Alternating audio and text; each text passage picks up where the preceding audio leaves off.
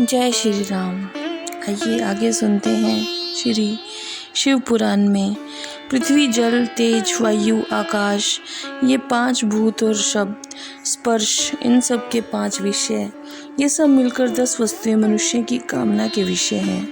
इनकी आशा मन में लेकर जो कर्मों के अनुष्ठान में संलग्न होते हैं वे 10 प्रकार के पुरुष प्रवृत्त कहलाते हैं। जो निष्काम भाव से शास्त्रविहित कर्मों का अनुष्ठान करते हैं वे निर्वृत्त कहे गए हैं। प्रवृत्त पुरुषों को ह्रस्व प्रणव का ही जप करना चाहिए और निर्वृत्त पुरुषों को दीर्घ प्रणव का। विहातियों तथा अन्य मंत्रों के आदि में इच्छानुसार शब्द और कला से युक्त प्रणव का उच्चारण करना चाहिए। वेद के आदि में और दोनों संध्याओं की उपासना के समय भी ओंकार का उच्चारण करना चाहिए। प्रणव का 9 करोड़ जप करने से मनुष्य शुद्ध हो जाता है। फिर 9 करोड़ का जप करने से वह पृथ्वी तत्व पर विजय प्राप्त कर लेता है। तत्पश्चात पुनः 9 करोड़ का जप करके वह जल तत्व को जीत लेता है। पुनः 9 करोड़ जप से अग्नि तत्व पर विजय पाता है। तदंतर फिर 9 करोड़ का जप करके वह वायु तत्व पर विजयी होता है। फिर 9 करोड़ के जप से आकाश को अपने अधिकार में कर लेता है। इस प्रकार 9 करोड़ का जप करके वह क्रमशः गंध, रस, रूप, स्पर्श और शब्द पर विजय पाता है। इसके बाद फिर वह 9 करोड़ का जप करके अहंकार को भी जीत लेता है। इस तरह 108 करोड़ प्रणव का जप करके उत्कृष्ट बोध को प्राप्त किया हुआ पुरुष शुद्ध योग का लाभ करता है।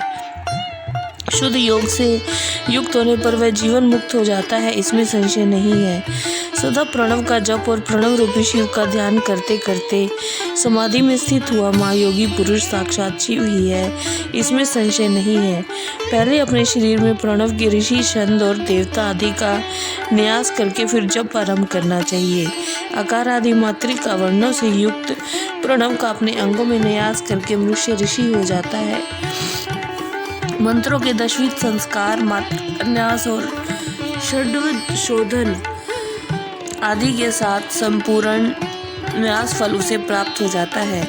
प्रवृत्ति तथा प्रवृत्ति निवृत्ति से मिश्रित भाव वाले पुरुषों के लिए स्थूल प्रणव का जप ही अभिष्ट साधक होता है।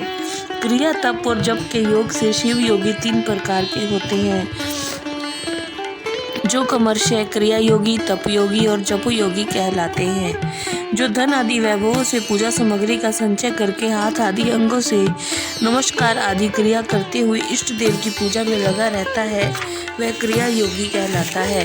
पूजा में संलग्न रहकर जो परिमित भोजन करता, बाह्य इंद्रियों को जीतकर वश में किए रहता और मन को भी वश में करके परद्रोह आदि से दूर रहता है वह तपोयोगी कहलाता है।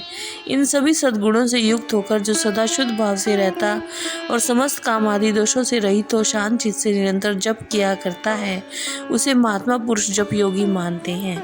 जो मनुष्य 16 प्रकार के उपचारों से शिव योगी महात्माओं की पूजा करता है वह शुद्ध होकर शालोक्य आदि के क्रम से उत्तरोत्तर उत्कृष्ट मुक्ति को प्राप्त कर लेता है। जय श्री राम।